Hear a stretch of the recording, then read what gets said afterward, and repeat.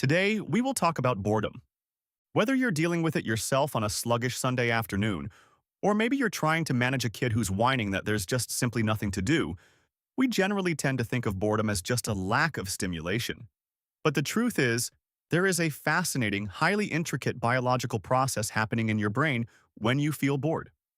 So today, we're going to completely decode what boredom actually is, who it affects the most, and how we can finally master it. Leo Tolstoy described boredom as the desire for desires. When we're bored, we desperately want to be engaged with the world. We want a purpose, but we just don't want any of the options currently available to us. Think about this highly relatable scenario. A young kid comes up to you and complains, "I'm bored."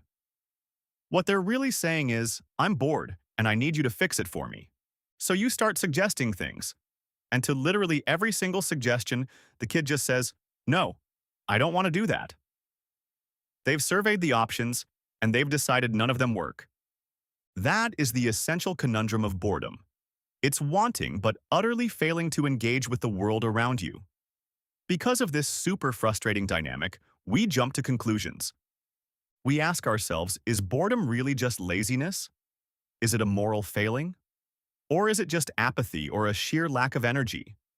When someone, a kid or an adult, rejects every perfectly good activity you present to them, it's incredibly natural to assume they're just being lazy. We think there are a million things out there to do, just pick one already.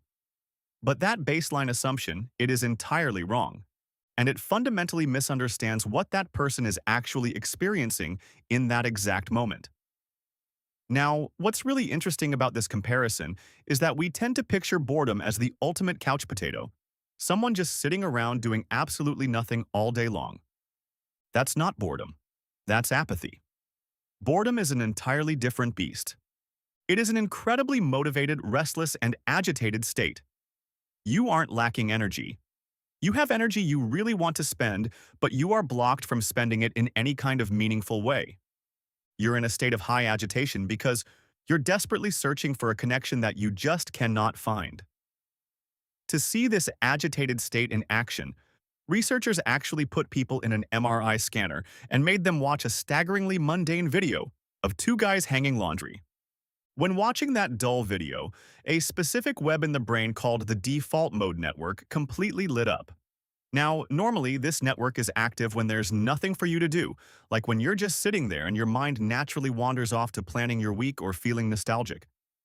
But in this experiment, the participants did have an external task. They were supposed to watch the movie. However, the task was so mind-shatteringly dull that they couldn't sustain their focus.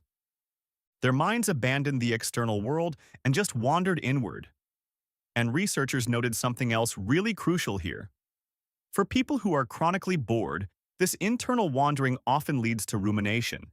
It triggers intrusive, highly negative autobiographical memories from their past.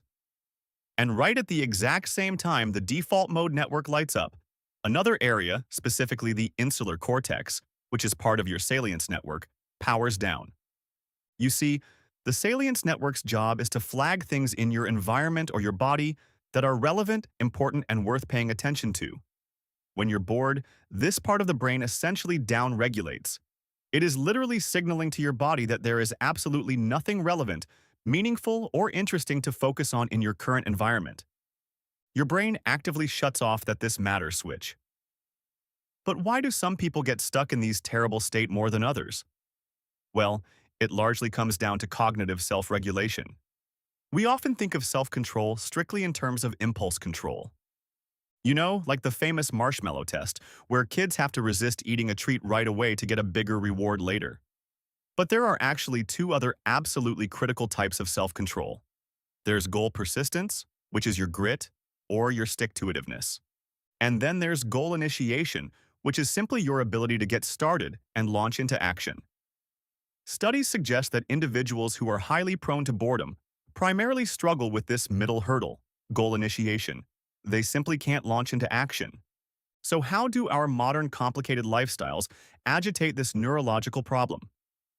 If we look at the timeline of an average human lifespan, boredom is definitely not distributed equally. It spikes dramatically in teenagers. Why? Because tweens and teens have these incredibly sophisticated cognitive skills coming online, things like abstract reasoning and complex decision-making. But they are emotionally volatile and highly constrained by parents and school. Basically, they have zero autonomy, which is a perfect recipe for boredom. Then from our late 20s to our 50s, boredom drops. Our frontal cortex fully matures around age 25, giving us way better executive control.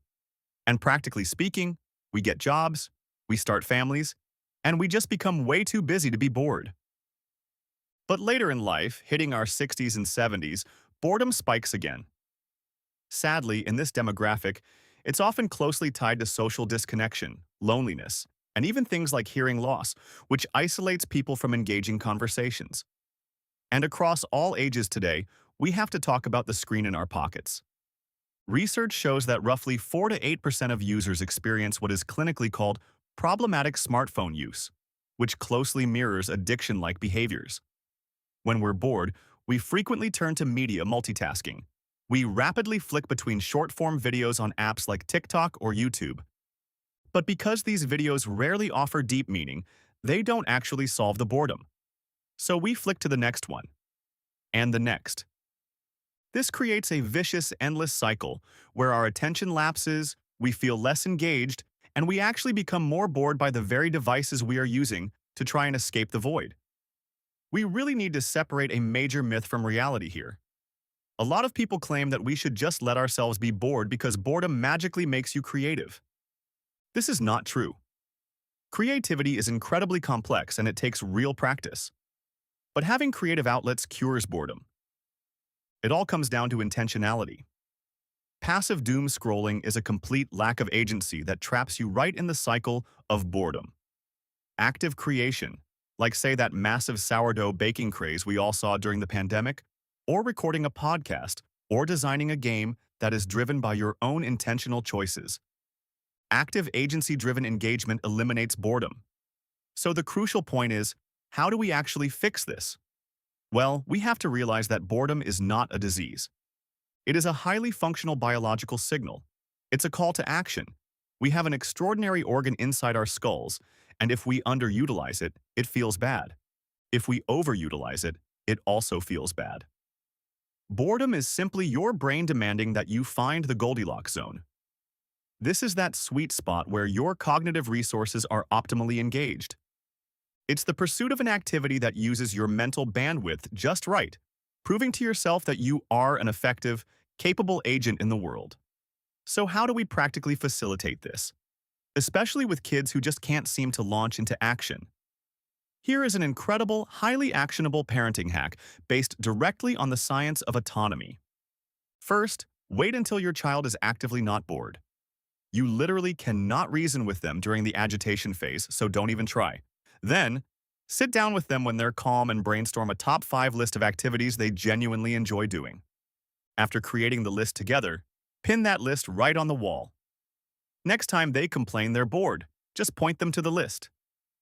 So, why does this work so well? Because it restores their agency. Overscheduling our kids takes away their autonomy, but this list empowers them to make a self-directed choice. It's a cure generated by them, not forced on them by you. We know now that boredom isn't a failure. It's a vital alert system begging you to engage meaningfully with the world. But how are you answering that call? When that restless agitation hits, are you actively seeking out your Goldilocks zone? Are you choosing a creative, intentional activity that proves your agency? Or are you passively surrendering, letting your default mode network spin while you doom scroll your way through the digital void?